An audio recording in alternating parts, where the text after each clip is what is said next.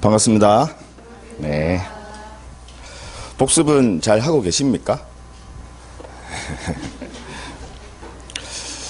그래도 뭐 제가 생각했던 것보다는 훨씬 잘 따라와 주시는 것 같아서 만족스럽게 생각하면서 수업하고 있습니다. 오늘은 이제 여러분들 교재는 198페이지 소유권입니다.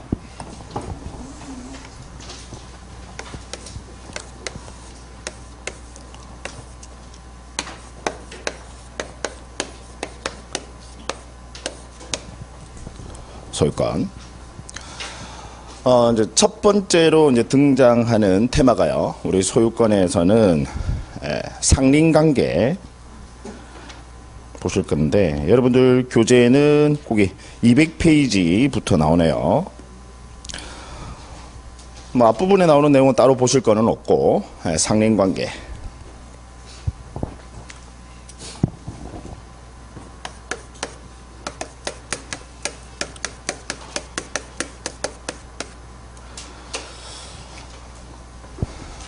우리 지난 시간에 제가 이제 물권법 총설을 하면서요, 그죠?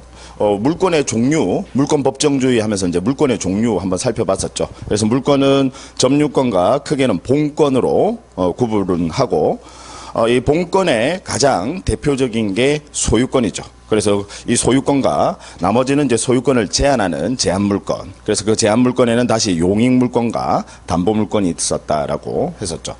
이제 첫 번째로 등장하는 우리 본권 중에서 가장 대표적인 게 소유권이에요. 그래서 소유권은 이 본권 중에서도요, 가장 완전한 권리입니다. 그래서 소유권자는 사용을 할 수도 있고요. 그 다음 수익을 할 수도 있고 처분을 할 수도 있습니다. 자, 우리 권리의 내용을 여러분 권능이라고 하거든요. 권리의 내용을 권능. 그래서 소유권은 사용, 수익, 처분의 권능을 다 가집니다. 가장 완전한 권리다, 그죠? 이제 사용 수익을 이제 굳이 구별을 하면요. 사용은 이제 직접 쓰시는 거다, 내가 쓰는 거다라고 생각을 하시면 되고, 그 다음에 수익은 빌려줘서 임대료 받는다라고 생각하시면 됩니다. 무슨 얘기인지 아시겠죠? 예. 그래서 사용 수익 처분의 권능을 가진다, 소유권은. 그 중에서 이제 상린관계라는 게 서로 상자에 이웃 린자를 씁니다. 무슨 얘기인지 아시겠죠? 그래서 소유권은 서로 이웃 간에 뭔가 그 소유권을 조화롭게 규제할 필요가 있겠다라는 거죠. 그래서 이제 상린관계에 관한 규정이 나오는데, 이 상린관계 중에서는요, 뭐 여러 가지 규정들이 있습니다. 나머지 규정들은 그냥 법 조문만 여러분 좀 봐주시면 되고요. 하나만 좀 설명을 드릴 필요가 있는 게 주위 토지 통행권입니다. 주위 토지 통행권. 자, 무슨 얘기냐면,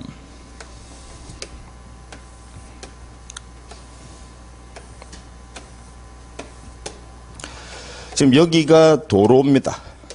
그래서 우리 법에서는 뭐 공로라고 이렇게 표현해요. 이제 공적인 도로다 이 말이지. 도로.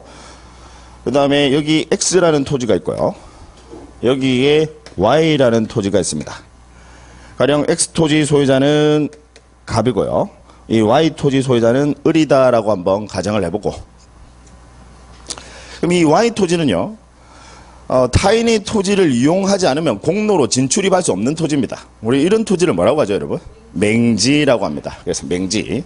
그래서 이 Y는 맹지고요. 이 맹지 소유자 을은, 자, 여러분, 만약에 갑과 을이요, 아무런 계약 관계가 없더라도 이 을은, 이 Y 토지 소유자 을은요, 통행을 목적으로 이 X 토지를 갑과 아무런 계약 관계가 없더라도 이용할 수 있을까요, 없을까요?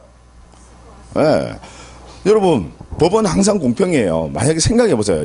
얘가 아무런 계약 관계가 없다라면 이 X 토지를 통행을 목적으로도 이용을 할 수 없다라고 한다면 이 을은 굶어 죽어야지. 마트도 못 가요. 학원도 못 나와. 예. 당연히 이 타인의 토지를 이용할 수 있는 그 권능을 줍니다.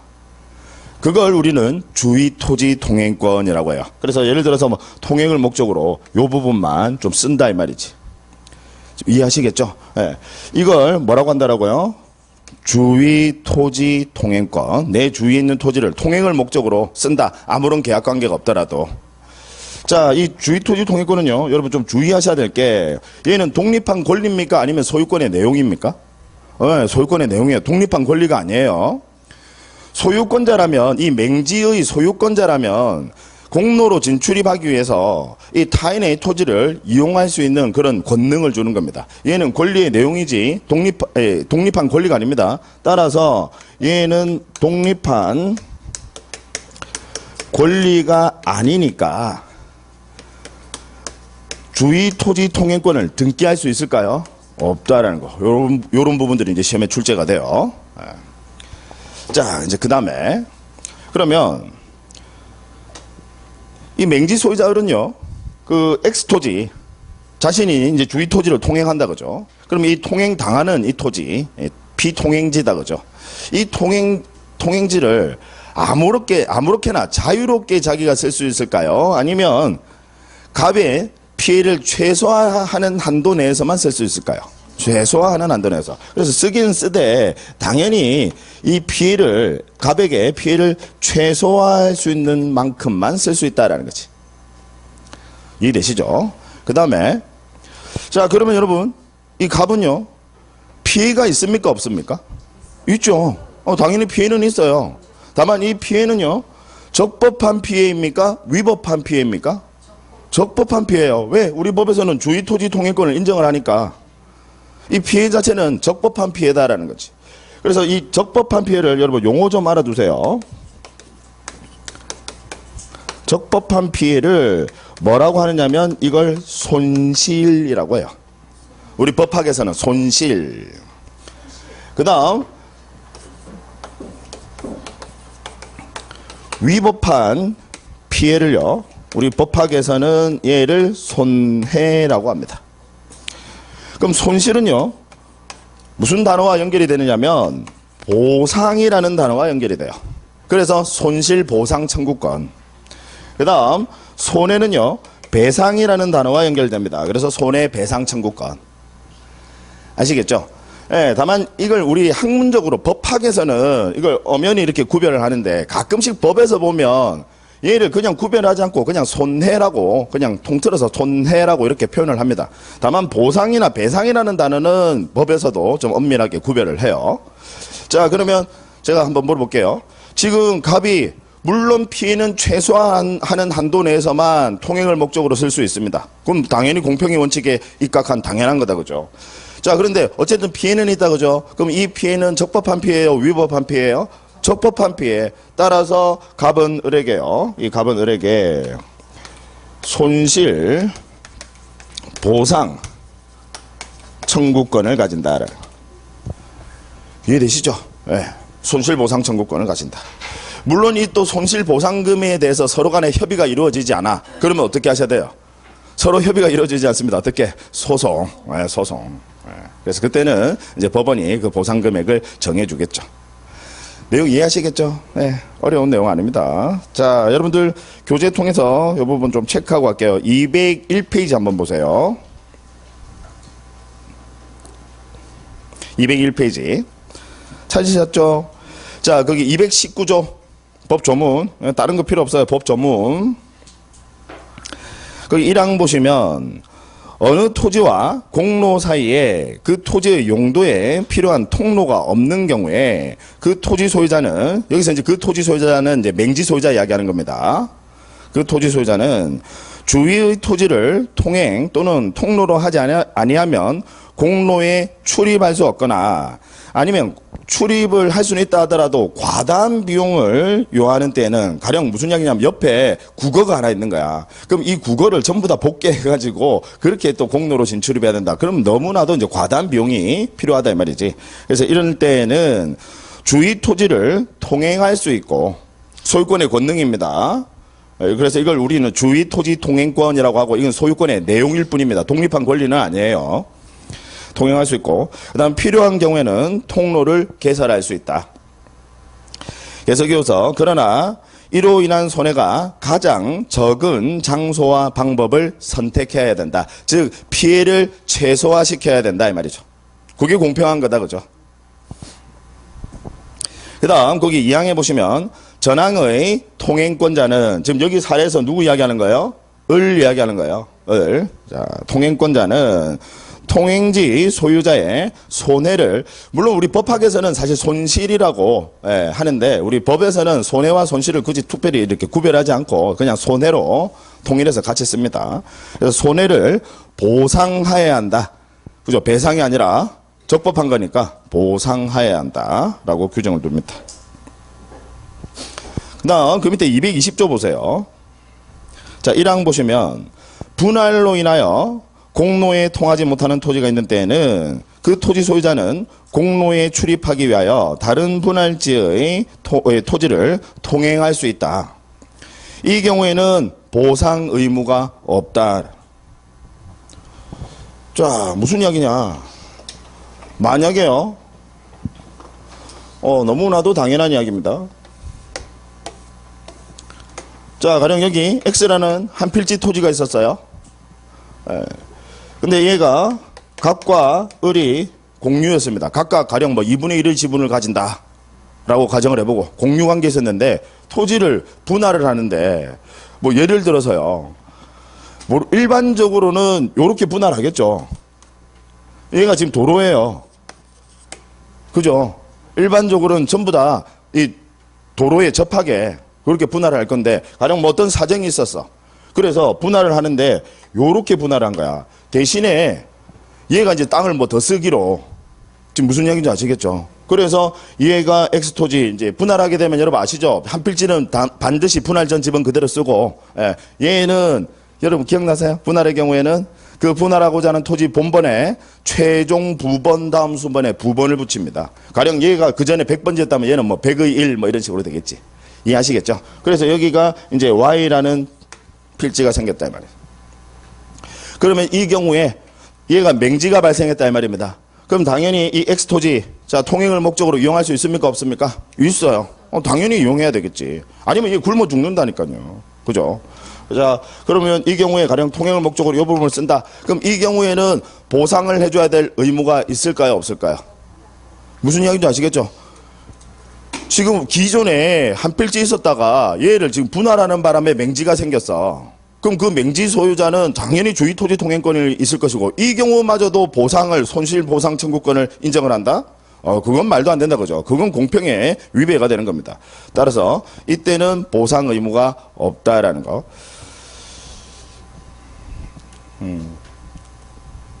너무 생각 외에 반응이 나와서 이 부분, 이걸 저는 어렵게 느끼시리라고 생각을 잘 못했었는데,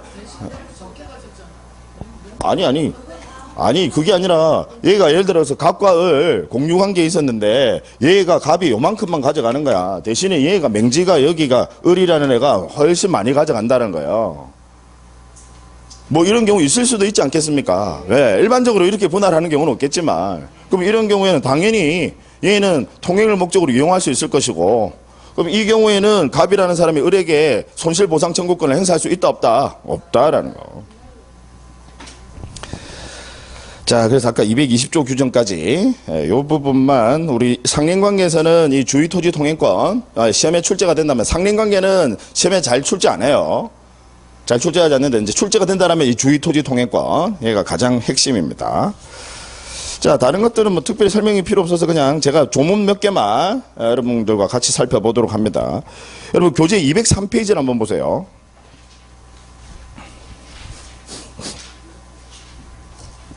203페이지 찾으셨죠?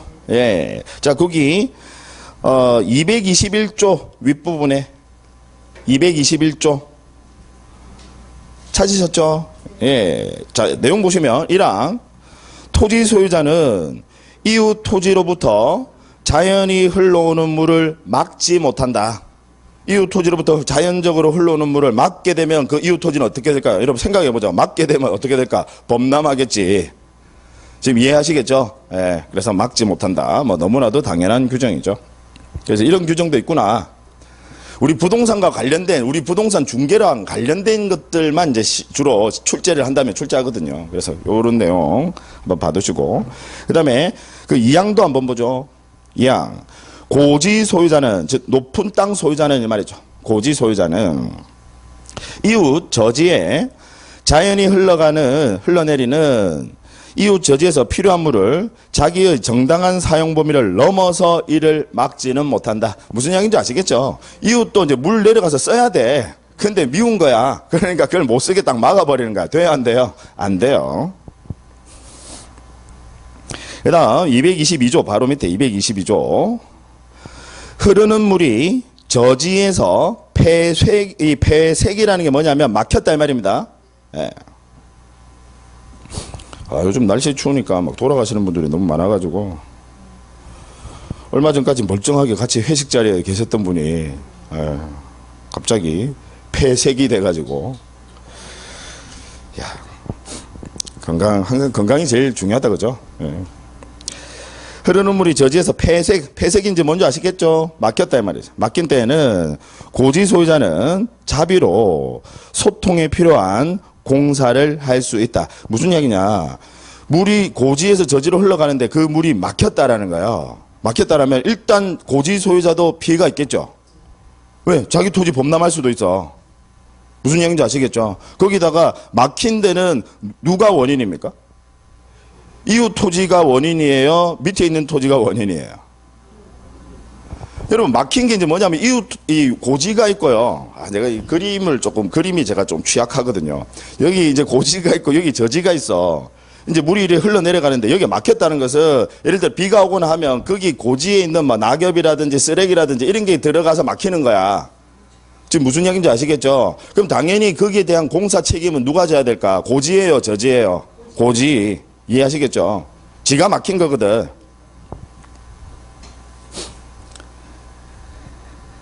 자, 그래서 자비로, 고지 소유자는 자비로 소통에 필요한 공사를 할 수 있다. 법규정의 취지 아시겠죠? 네. 그 다음에 204페이지에 맨 아랫부분에 237조 찾으셨죠? 네. 자, 1항 보시면 인접하여 토지를 소유한 자는 공동비용으로 통상의 경계표나 담장을 설치할 수 있다. 우리 경계표, 담장, 얘를 우리 지적에서 여러분 뭐라고 이야기했죠? 지상경계.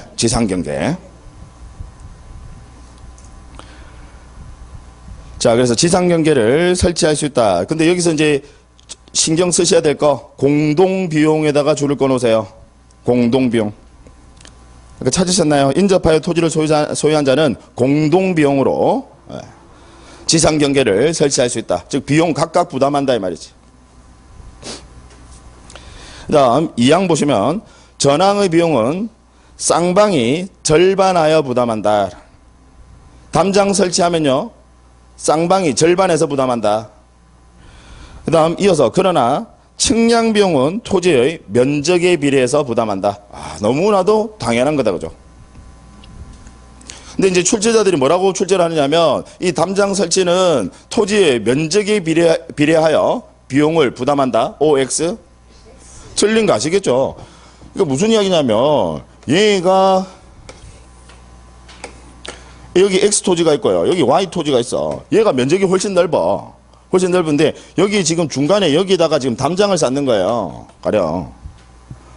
그럼 담장 쌓는 비용은 여러분 가령 X 토지 소유자가 갑이고 Y 토지 소유자가 을이라고 한다면 이 담장 쌓는 비용은요. 당연히 같이 절반에서 부담해 하셔야 됩니다. 다만 측량 비용은 측량은 면적에 따라서 비용이 증가하거든요. 그럼 측량 비용은 어떻게 면적 얘는 면적에 따라서 비용 부담한다라는. 지금 이해하시겠죠? 예. 됐고. 그 다음에 205페이지에 239조 보세요. 제가 보는 부분들만 보세요. 그것도 다 못해서 문제니까. 239조 맨 위에 윗부분에 찾으셨죠? 자, 경계에 설치된 경계표, 담, 국어 등은 상린지에 이제 서로 상자의 린자입니다. 그 상린지에 공유로 추정한다. 제가 전에 지적하면서도 이 부분 민법에서 공유관계다, 공유가 원칙이다라고 한번 말씀드린 적이 있습니다. 이 담장은 당연히 공유로 추정한다 이 말이죠. 이 지상경계는 원칙이 뭐라고요? 공유로 추정한다. 그래서 아까 비용 부담할 때도 절반씩 부담한다고 했잖아요. 예. 그 다음 계속해서 그러나 경계표나 담, 국어 등이 상린지 일방에 단독 비용으로 설치되었거나 담이 건물의 일부인 경우에는 그러하지 아니하다. 자, 단독 비용으로 설치했으면 당연히 지소유다 이 말이에요. 이해하시겠죠? 아까 원칙은 절반씩 비용 부담한다는 거 기억하시죠? 예. 다음 담이 건물의 일부인 경우에는 와 이런 집들도 있더라고요. 오래된 집들 보면요. 담이 무슨 향이냐. 담에 그냥 이어서 바로 집 지었어. 지금 현재는 안 돼요. 지금 현재는 그렇게 해가지고는 건축허가 건축 신고를 수리하지 않습니다. 나중에 보시겠지만 지금 현재는 반드시 인접 대지와 일정 거리를 띄우도록 되어 있습니다. 근데 과거에는 여러분 아시는지 모르겠는데 이 건축법이 아마 1970년대 초반에 이제 시행을 하면서 그때부터 건축 허가나 건축 신고를 하도록 법이 그렇게 나왔어요. 그 전에는 건물 지을 때 허가 신고 이런 거 없었습니다. 그러니까 막 아예 담에다가 바로 옆에다가 그냥 집을 지은 거야. 그래서 담을 하나 가지고 양 이웃집에서 벽으로 같이 쓰는 종종 있습니다. 옛날 오래된 집 보면요.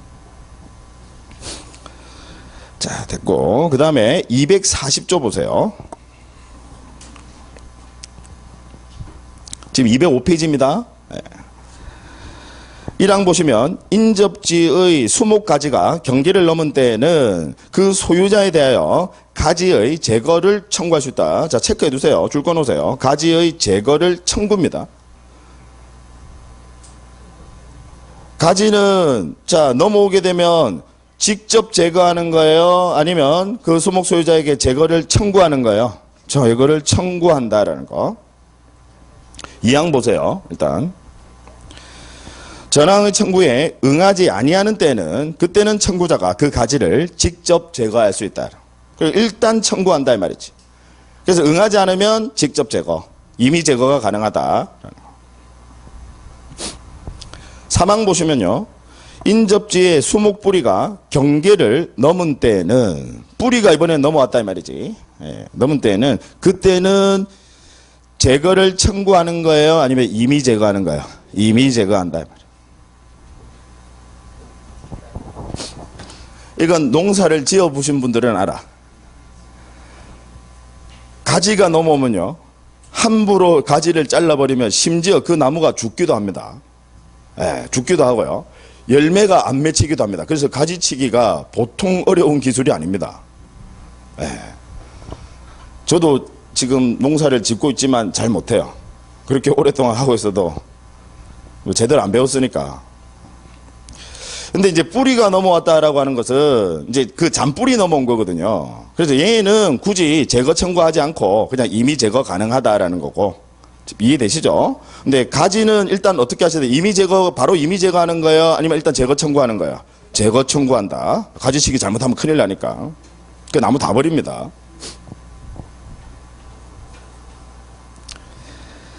됐고. 그 다음에 맨 아랫부분에 242조. 1항 보시면 건물을 축조하면은 특별한 관습이 없으면 경계로부터 자, 몇 미터? 반 미터 이상. 반 미터면 여러분 몇 센티? 50cm 이야기하는 거예요. 대지로부터 반 미터 이상 거리를 두어야 한다.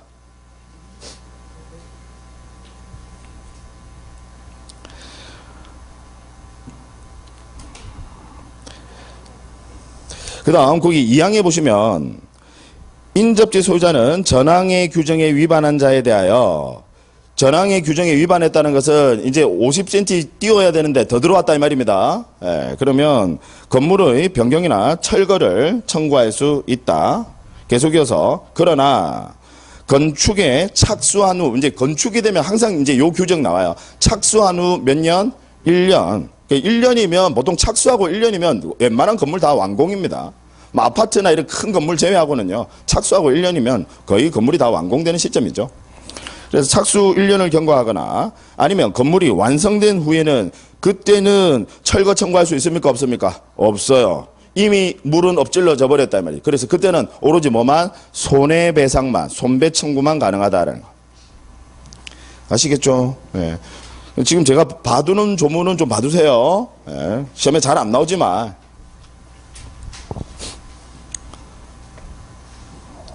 그 다음 206페이지에요. 244조 찾으셨죠?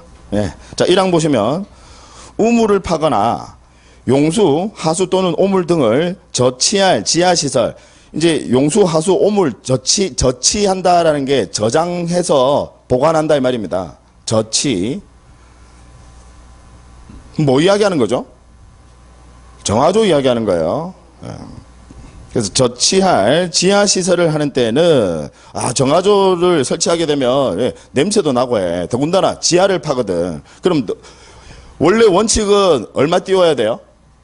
원칙은 얼마 띄워야 되지? 건물 지을 때 얼마 띄워야 된다? 아까 했었잖아요. 반 미터, 50cm. 여러분 반 미터라고 해주세요. 굳이 그걸 50cm라고 하지 마시고. 예.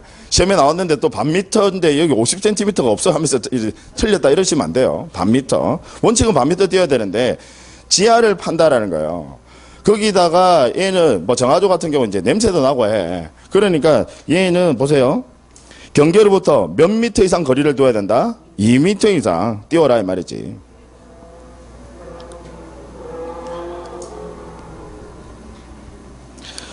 그 다음 계속해서 저수지나 국어 또는 지하실 공사, 이제 지하실을 만든다는 거예요. 그럼 지하실 만들려면 훨씬 땅 깊게 파야 되거든.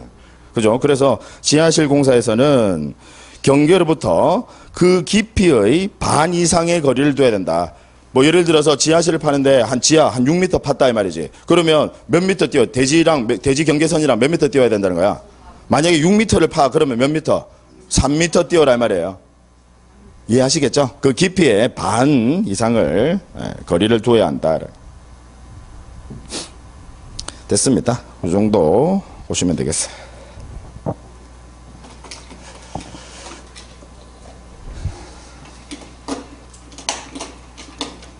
자, 이어서 이제 여러분들 교재 207페이지부터 나와요.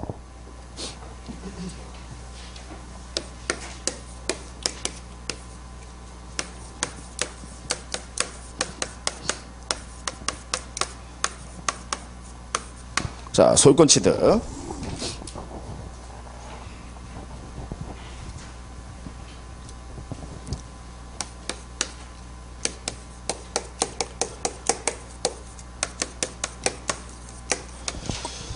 이제 소유권을 취득할 수 있는 여러 가지 원인들이 있습니다. 그래서 이제 그것들을 지금 이제 살펴보는 거예요. 무주물 선점이라는 게 나오고요. 그 다음, 유실물, 습득. 그 다음, 매장물, 발견.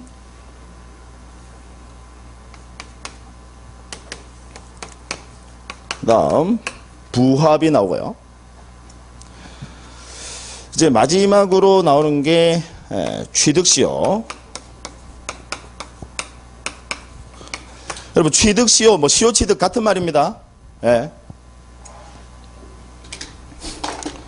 근데 맨 마지막에 나오는 이제 취득시효, 시효 취득은 당연히 따로 떼서 봅니다. 당연히 여기서 뭐가 제일 중요해요?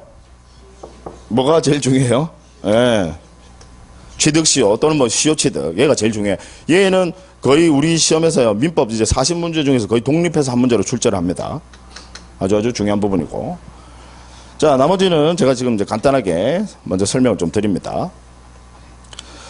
자, 무주물이라는 게 뭐예요? 여러분, 한자로 무주물. 주인 없는 물건. 주인 없는 물건. 자, 우리 주인 없는 물건은요. 동사는 자, 소유의사로 점유하는 걸 뭐라고 하죠? 소유의사로 점유, 자주점유. 예, 그래서 동사는 자주점유를 먼저 하시는 분이 바로 소유권 취득하도록 합니다. 동사는요.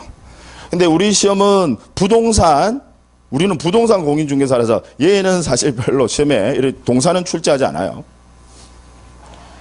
그 문제는 부동산의 경우에는 무주물, 현재 우리 법에서는 부동산의 경우에는 국가 소유로 한다라고 규정을 둡니다. 그래서 부동산은 무주물이라고 해서 내가 먼저 선점한다. 소유권 취득 못해요. 부동산의 경우에는 무주물은 누구 소유라고? 국가 소유.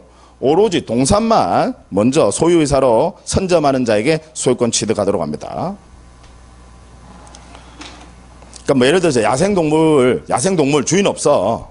근데 얘가 우리 집에 들어온 거야. 그래서 내가 먼저 선점하면 내 거 된다 이 말이에요. 그 다음 유실물. 여러분 유실물은 주인이 있어요 없어요? 있어요. 유실물은 분실물 이야기하는 겁니다. 얘는 이제 주인이 있지. 그럼 이제 유실물의 경우에는 습득을 하시는 분이 바로 소유권 취득하는 게 아니라 일단 주인을 찾기 위한 노력은 좀 하셔야 된다 그죠? 예, 그래서 우리 유실물법이라고 있거든요. 거기서 일정 기간을 공고를 하셔야 돼. 이제 주인 나오라고. 예, 그래서 공고를 먼저 하셔야 되는데 이 공고 기간은 6개월입니다. 공고를 하고 그럼에도 불구하고 아무도 내가 주인입니다 라고 안 나타나. 그러면 이 경우에는 습득자가 바로 소유권 취득합니다. 아시겠죠? 네. 그 다음 매장물입니다. 토지에 묻혀있단 말이야. 네. 토지에 묻혀있어. 이제 뭐 가령 고루청자 이런 게. 매장물도 발견한 사람이 바로 소유권 취득하는 건 아닙니다. 예. 일단 소유자가 있을 수 있잖아요. 예. 따라서 얘도 일정 기간은 공고를 하셔야 돼. 근데 여러분 매장물은요 소유자 찾는데 당연히 유실물에 비해서 시간이 더 걸릴까요? 아니면 시간이 짧게 걸릴까요? 더 걸리지. 그래서 얘는 공고 기간을 1년으로 합니다. 예. 근데 1년 동안 소유자가 안 나타나. 그러면 발견자라고 하죠. 이 발견자가 역시 소유권을 취득을 하는데 다만 요 매장물이 타인 소유 토지에서 발견이 된 거야. 타인 소유 토지에서 발견이 됐으면 그럼 여러분 어떻게 할까? 반반. 법은요 애매하면 반반입니다. 예전에 어떤 일이 있었느냐면 즉석복권 아시죠? 대법원 판례입니다. 즉석복권. 근데 어떤 이제 이 남자분이 다방에 놀러를 가신 거야. 놀러를 갔다 뭐 차 마시러 간 거죠. 예, 다방에 차를 마시러 갔는데 이제 그 다방에 그 여자 사장님이 계셨고요. 여종업원이 계셨습니다. 근데 이제 그 놀러 오신 그 남자분이 차 마시러 오신 분이 야 심심한데 우리 복권이나 하나 사볼까? 라고 하면서 이제 복권 사라고 돈을 주는 거야. 가령 뭐 한 10,000원 정도를 줬습니다. 이제 즉석 복권 있잖아요. 근데 이제 그 여 사장님이 자기가 직접 갈 수는 없잖아요. 가오가 있지. 그러니까 이제 누구 보내요? 아까 종업원. 종업원 보내서 종업원이 이제 사가지고 와. 와가지고 이제 거기서 긁어. 1등 당첨이 된 거예요. 와, 금액이 상당한 금액이 당첨이 됐어요. 그랬더니 그 남자분이 그 복권을 들고 바로 도망가 버립니다. 실제로 있었던 사건이에요. 그러니까 이제 그 여자 사장님하고 그 여종업원이 남자를 형사 고소를 했습니다. 그건 네 거 아닌데 네가 들고 도망갔다라고 해서. 그래서 우리 대법원은 형사 책임 인정했습니다. 뭐 횡령죄다라고 하면서 이건 범죄다라고 인정을 했습니다. 여러분 누구 소유일까요?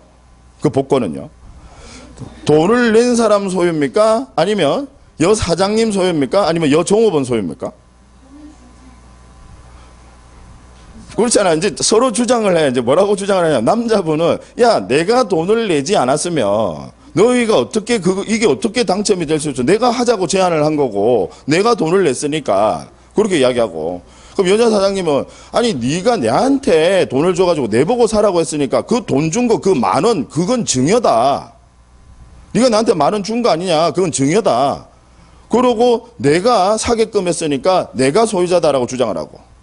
이제 여종업원은 야 무슨 소리 너희들 다 헛소리 하지 마. 이건 내 운이야. 내 운을 쓴 거야. 내가 지금 평생에 운이 몇 번 안 오는데 그중에 한 번을 쓴 거야 라고 하면서 이건 내 소유라고 주장합니다. 우리 대법원에서는요, 아까 민사 판결은, 이제 아까 그 형사 판결은 일단 들고 도망갔으니까 그건 횡령죄 범죄 성립 인정했습니다. 민사 판결은 누구 소유로 했을까요?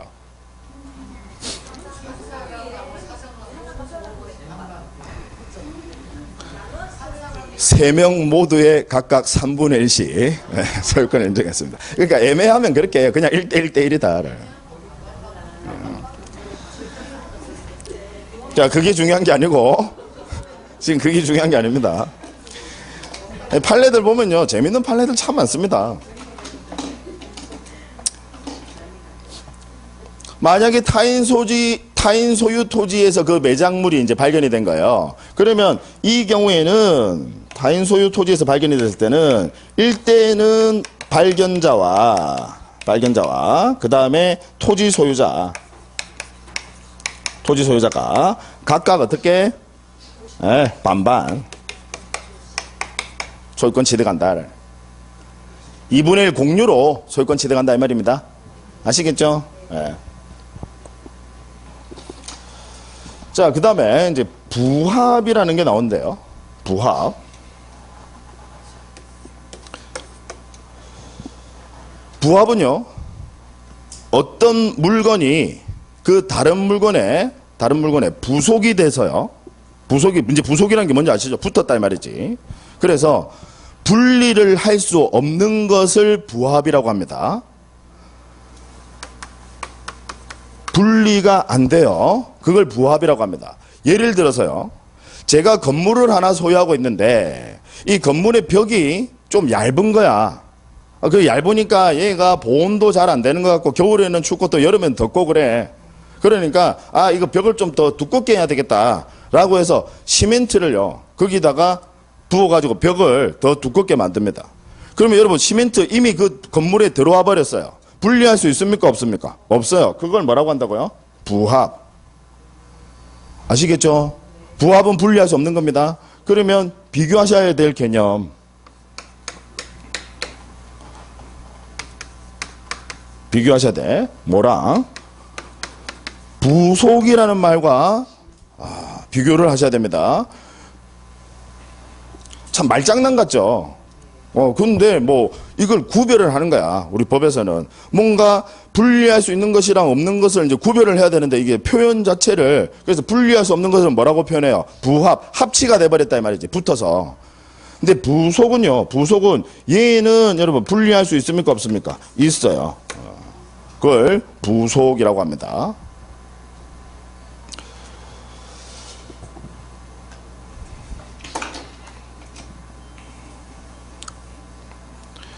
일단 좀 비교 개념 더 좀 봐두셔야 될 게, 우리 민법 100조에 보시면요, 민법 100조 2항에 주물과 종물이라는 표현이 나와요. 주물과 종물. 일단 여러분 이 글자만 보면 대충 어떤 느낌인지는 아시겠죠? 주물은 주된 물건, 종물은 종된 물건이다 이 말이지. 주종관계, 주물, 종물. 우리 대법원 판례에 따르면요, 제가 이제 예를 들면 횟집이 있어요. 횟집. 보통 횟집에 여러분 수족관 있습니까 없습니까? 있지. 수족관 없는 횟집은 가지 마세요. 그걸 횟집이라고 할 수 있을까, 그죠?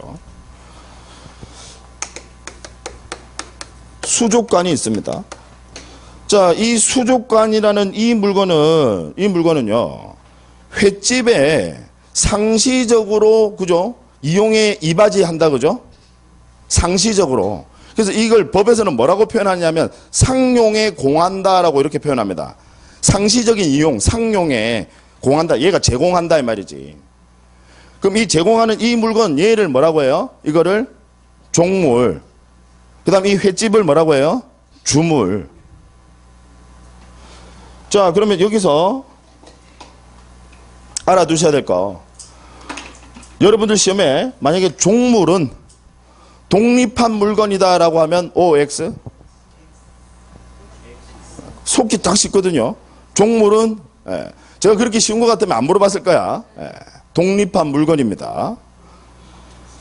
여러분 수족관 뗄 수 있어요 없어요? 있어. 얘는 독립한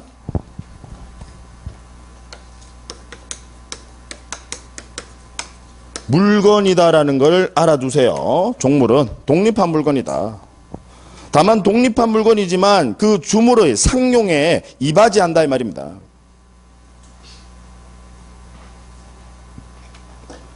또 하나 가령 주유소가 있습니다. 전부 대법원 판례거든요. 주유소. 여러분 주유기 없는 주유소 있습니까? 없죠. 주유기. 역시 주유기 독립한 하나의 물건입니다. 근데 주유소라는 이 주물의 상용에 늘 이바지하죠. 떼려면 뗄 수 있습니까? 없습니까? 있어요. 독립한 물건입니다. 이런 점에서 부합이랑 달라요. 아시겠죠? 예, 얘는 독립한 물건이다. 그 다음에 제가 이제 권리를 예를 들자면요.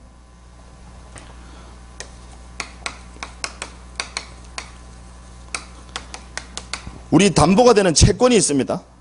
채권이 있고요. 그 다음 담보 물건이 있습니다. 담보 물건. 그래서 담보 물건 하면 여러분 왜 대표적으로 저당권. 여러분 채권이 없는 저당권은요. 뭐 나중에 하시겠지만 오늘 말고 다음 시간에 하시겠지만 채권이 없는 저당권은 존재할 수 있습니까? 없죠. 이 저당권이라고 하는 것은 여러분 독립한 권리 맞습니까? 독립한 권리 맞습니까? 맞아요. 그러니까 여러분 내가 이분에게 돈 빌려줘서 저 채권 가지고 있어. 그럼 저는 권리 몇 개예요? 한 개. 근데 제가 이분에게 돈 빌려주고 채권도 가지고 있고 이분 소유 부동산에 저당권도 설정받았어. 그럼 저는 권리 몇 개예요? 두 개예요. 다만 독립한 권리입니다. 담보물건도요. 다만 이 둘의 관계는 늘 얘가 종된 권리로서 이 주된 권리의 상용에 이바지한다 이 말입니다.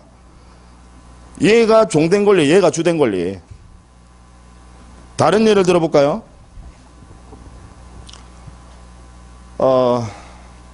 가령 구분 소유권. 자, 우리 아파트 사시는 분들 예를 들어서 101호, 102호, 뭐 201호, 202호 구분 소유권. 즉 전유 부분 이야기하는 거야. 전유 부분. 아파트 사시는 분은 토지에 대해서 권리 있어요, 없어요? 있어. 그래서 그 권리 이걸 우리는 대지권.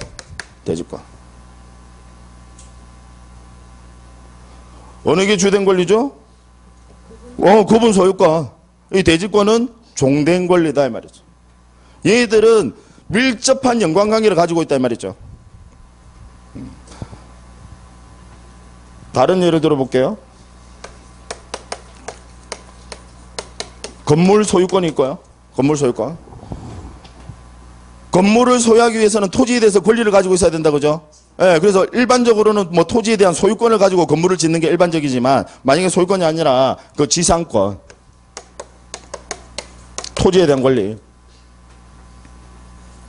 서로 간에 밀접한 연관관계가 있습니다. 어느 게 주된 권리죠? 건물 소유권. 지상권이 종된 권리입니다.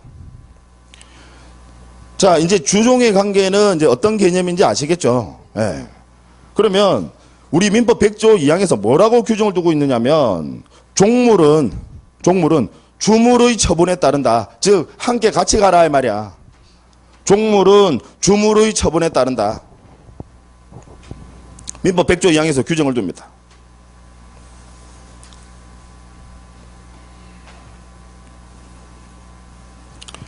자, 그래서 다시 일단 종물과 주물 개념 그거 좀 잡으셔야 돼요. 그럼 종물은 일단 종물은 부합물입니까? 아니에요. 즉 종물은 하나의 독립한 물건입니다. 하나의 독립한 물건이다라는 거 아시겠죠? 다만 이 주물의 상용에 늘 이바지한다 이 말이지. 그래서 우리 민법 100조 2항에서 이 종물은 주물의 처분에 같이 따른다라고 이렇게 규정을 두는 겁니다. 내용 아시겠죠? 예. 그럼 지금 이제 우리 부합인데 부합은 얘는 분리가 돼야 안 돼요? 부합은 분리가 돼야 안 돼요? 안 돼. 따라서 그 부합물의 그 소유권은 당연히 같이 귀속을 하면서 소유권 취득해 버립니다. 아시겠죠? 네. 자, 다른 거는 뭐 특별히 체크하실 게 없고, 교재. 빨리 한번 체크해보죠. 자, 215페이지. 맨 아랫부분에 215페이지입니다. 맨 아랫부분에 252조. 찾으셨죠? 1항 보시면, 무주의 동산을 소유의사로 점유. 아까 소유의사로 점유하는 걸 말하고 자주 점유. 자주 점유하면 그 소유권 취득한다. 즉 무주의 동산은요. 근데 이 항 보시면 무주의 부동산은 누구 소유를 한다?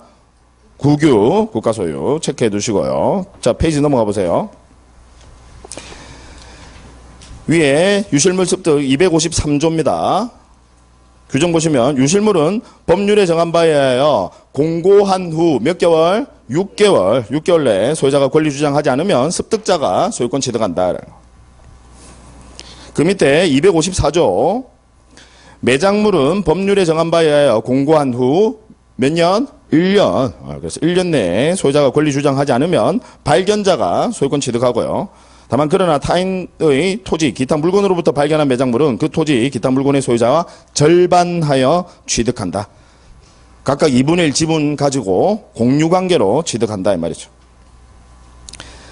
자, 바로 옆에 페이지 217페이지에 256조, 우리 민법 256조. 부동산의 소유자는 그 부동산에 부합한 물건의 소유권을 취득한다. 이제 부합이라고 그 부합에 딱 줄 거는 쓰고 밑에다가 분리 X. 부합이라고 하는 것은 분리가 안 된다 이 말이지. 그래서 부합한 물건의 소유권을 취득한다. 계속해서 그러나 타인의 권한에 의하여 부속에 줄 거는 쓰고 부속 줄 거는 쓰고 밑에다가 분리 동그라미.